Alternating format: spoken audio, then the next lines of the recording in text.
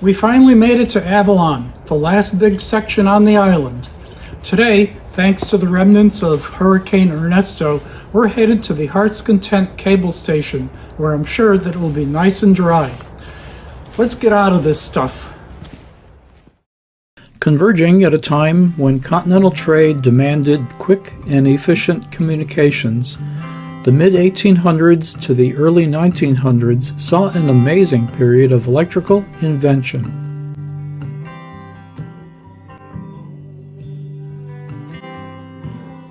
Submerged cables were not new at this time, but none seemed practical enough to connect the two continents. Inventor Frederick Gisborne convinced financier Cyrus Field to invest in the first undersea cable between Valencia, Ireland, and Newfoundland. The first operational cable landed at Heart's Content in 1866.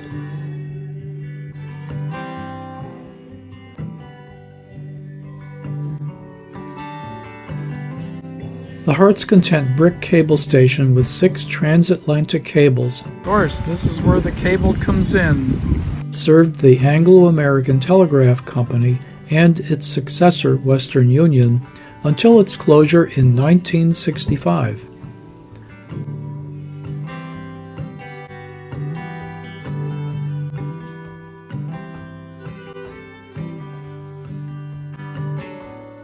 The Western Union cable station in Bay Roberts on the other side of the peninsula began operation in 1910 with 10 transatlantic cables, the fastest in the world at that time. Both stations provided secure communication links through both world wars. In 1965, both facilities were decommissioned, and the Bay Roberts hardware was moved to the Heart's Content Communications Museum. So all of this equipment that you see here is as it was left in 1965 when we closed. These are multiplex distributors, and they worked, everything was mostly automatic. So it mostly just required maintenance and repair by this time. Messages would come in through the multiplex distributors, and it would automatically reroute to where it had to go. Early on, the signals were so weak that special electromagnetic equipment was required to read the telegraphic signals. As technology progressed, by 1910, the rate increased to 2,700 words per minute. In today's digital world, that would equate to 3,960 bits per second. However, today's commercial fiber reaches up to 1 gigabit per second. Even with worldwide satellite communications, underwater cables still provide critical communications links. Over-the-air secret messages can be intercepted by anybody with the proper equipment, while wired cables do not. During World War II, many German U-boats were stationed off the east and west coasts to disrupt shipping, but also to cut those underwater cables. Engineers will love this old technology. With the increased reliability and speed of communications, methods were developed to carry multiple conversations across a single wire.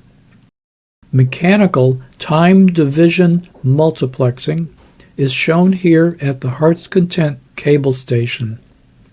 Each customer's signal was briefly sampled, followed by the next customer's signal, and then the next. Each of those samples were sent along on that single wire, one after another. The result would have sounded like gobbledygook, but at the receiving end, the reverse was done, picking out each little bit for each of the different customers. At slow speed, the customer's message would sound like a choppy mess. But when the multiplexers were spun fast enough, none of the original signal was lost. Well, none of the important parts anyway. Cinematic films, music CDs, and video DVDs encode the original analog signals in much the same way.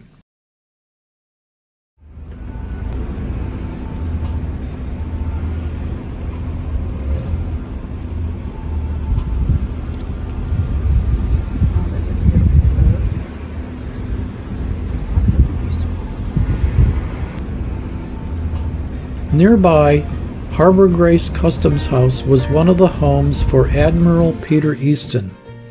Easton was commissioned to protect the British fishing fleet in Newfoundland.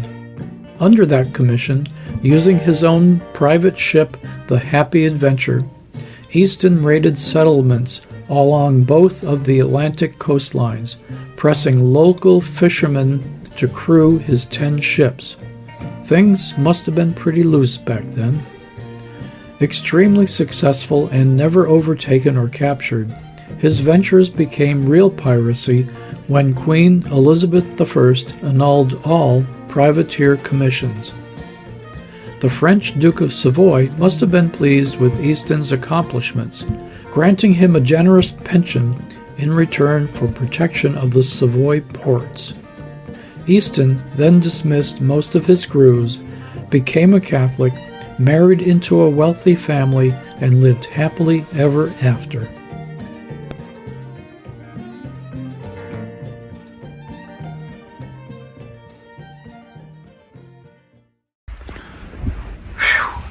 What a windy day out at Cape Spear. It's really good to be back in the camper at Butterpot Campground. Let me tell you all about our day. Cape Spear, Canada's most easterly point of land. Amazing icebergs, migrating whales, hunting seabirds, and the first sunrise in North America. If you purchased a Parks Canada pass, you'll use it here. Right. Hiking up to and around the park, we feel deja vu all over again when gazing out to the east and the coast of Ireland.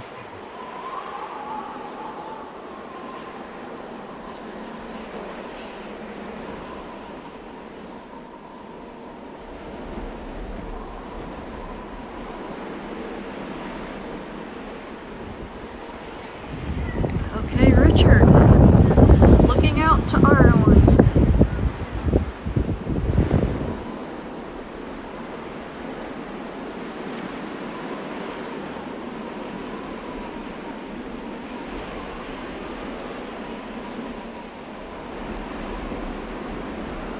Since 1836, Cape Spear has flashed its message to sailors from this point of land, only the second light to offer aid along any of Newfoundland's rocky coasts, despite being populated for 2 centuries.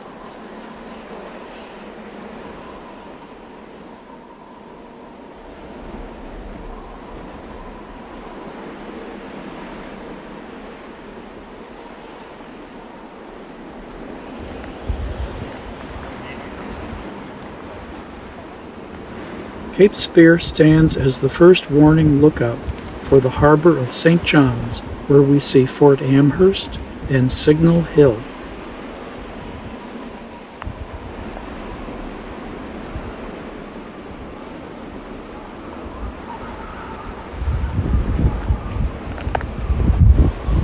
So those are the narrows. That's Signal Hill. This, the oldest surviving lighthouse in Newfoundland and Labrador, allows visitors a glimpse into the lives of 19th century lighthouse keepers and their families on this rough Atlantic coast.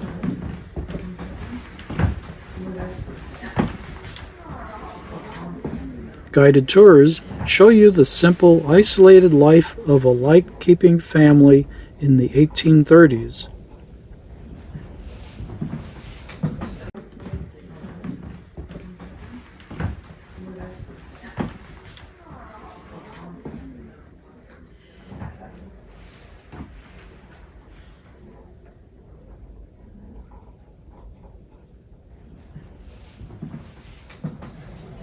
The light mechanism, now located in the modern 1955 light tower, was originally installed in this historic lighthouse.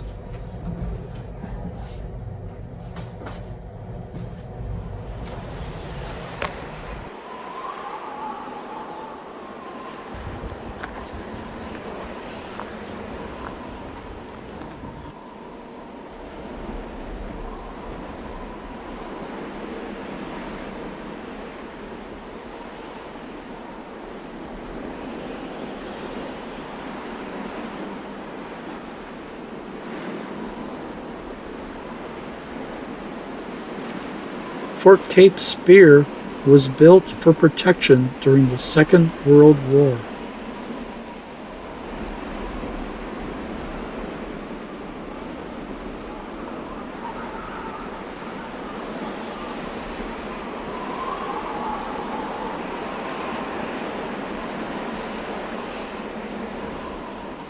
If you like our videos, please subscribe.